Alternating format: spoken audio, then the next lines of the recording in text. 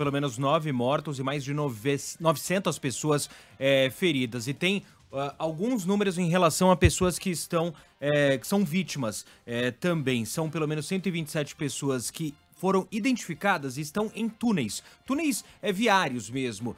O maior deles que passa por baixo de uma montanha. Algumas pessoas, cerca de 50, são inclusive turistas que estavam em ônibus passando pela região. Outra situação bastante preocupante, o de trabalhadores de minas de carvão. São 77 que estão presos que estão nessa situação, 70, que estão em 2 minas de carvão, em uma delas 64 trabalhadores. O resgate continua, a busca por essas pessoas. Já é noite, agora 11 horas à frente Taiwan, são 10 horas e 2 minutos no horário local. O epicentro, então, do terremoto na cidade de Hualien, que fica a cerca de 150 quilômetros da capital Taipei. Mais de 100 prédios danificados, desses cerca de 30 desabaram completamente. Mais cedo, o presidente eleito de Taiwan, que assume o cargo em maio, Lai Ching-te, destacou que é essencial encontrar essas pessoas o mais rápido possível.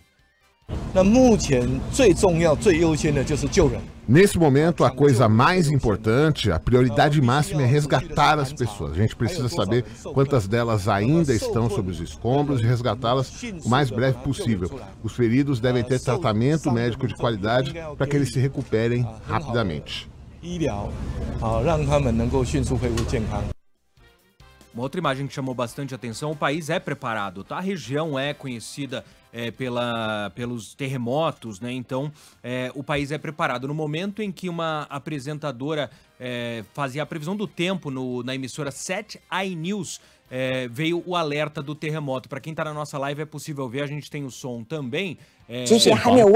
Ela tá falando e começa a exibir um alerta na transmissão. Momento em que o estúdio inteiro da emissora de televisão começa a tremer, as câmeras e a iluminação em cima, que são penduradas, para quem nunca foi num estúdio de televisão, são grandes equipamentos de iluminação pendurados. Começam a tremer bem forte, isso no momento do terremoto, que é anunciado em todas as emissoras de televisão, rádio do país. Alertas também são enviados para as pessoas. Então, 9 mortos, mais de 900 pessoas feridas no maior terremoto, mais forte terremoto em Taiwan nos últimos 25 anos. Pois é, e aí chama muita atenção aquela imagem dos prédios inclinados, e você está falando que a capital fica ali a quase 150 quilômetros do epicentro. Eu conversei há pouco com o Patrick Pacheco, ele é um brasileiro que mora lá há 8 anos, em Taipei, na capital. Ele, mesmo a 150 quilômetros do epicentro, falou que nunca sentiu nada parecido, que essa questão de prédios se inclinarem e depois terem que ser derrubados, demolidos, isso já aconteceu também, que nesse momento ele está numa situação tranquila. E é um bate-papo bem curtinho, a gente vai colocar agora na íntegra aqui para saber também um pouco da situação dele e do que se fala, do que está se passando nesse momento lá em Taiwan. A conversa que eu fiz com o Patrick Pacheco, brasileiro, que vive em Taipei, capital de Taiwan. Tá bem, como é que você está aí agora, de onde você está falando, e me conta como é que foi todo esse processo, né? Desde a hora do terremoto, a gente está falando do maior terremoto em 25 anos até esse momento. Agora em que você está falando aqui com a Band News FM, estou vendo a sua carinha um pouco mais tranquila, mas não foi assim durante o tremor, imagino, né? Não, totalmente não foi assim. Então, hoje foi um dia bem intenso, me acordei já às 8 da manhã, foi praticamente exatamente às 8 da manhã, com um terremoto. O principal, no caso, porque foram vários durante o dia, e esse mais forte, que abalou bastante aqui. Eu moro em Taipei, abalou bastante aqui em Taipei, e o epicentro foi em Hualien, que é uma cidade a uns 100 e poucos quilômetros daqui, que onde foi que caiu, teve dois prédios que caíram pela metade, rochas que caíram das montanhas. Aqui em Taipei, felizmente, foi mais tranquilo, no caso de não cair nenhum prédio, mas foi muito forte. Nunca senti tanto medo em terremoto aqui. Eu moro aqui já fazem quase 8 anos e nunca chegou a ser tão forte quanto esse.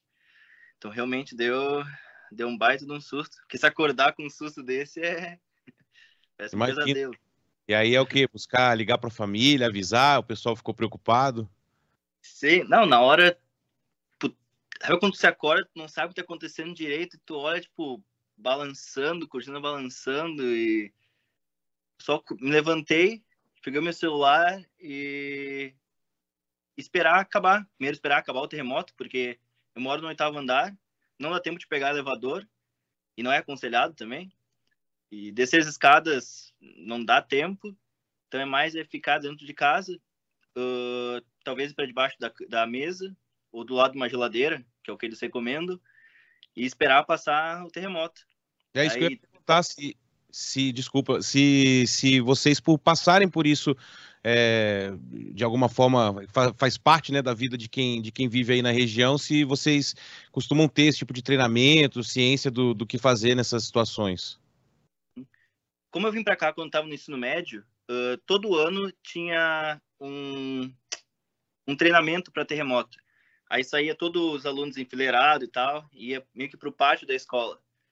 Para os adultos, no trabalho agora, não tem nenhum treinamento.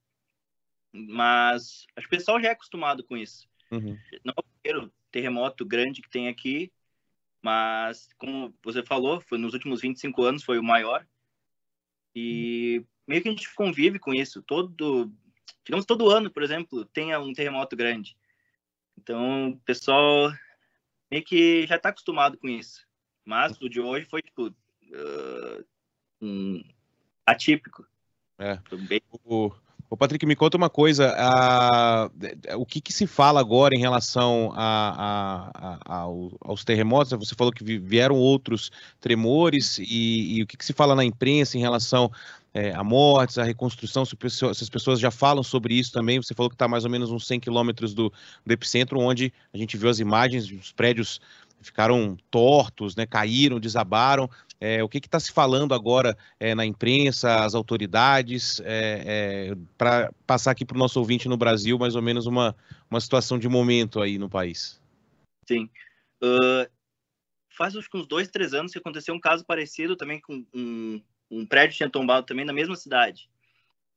Pelo que eu sei, o prédio foi estombar o resto do prédio, demoliram o prédio, porque não tinha como consertar, e os moradores receberam dinheiro do governo, porque não tem muita coisa muito que possa ser feito para arrumar o prédio.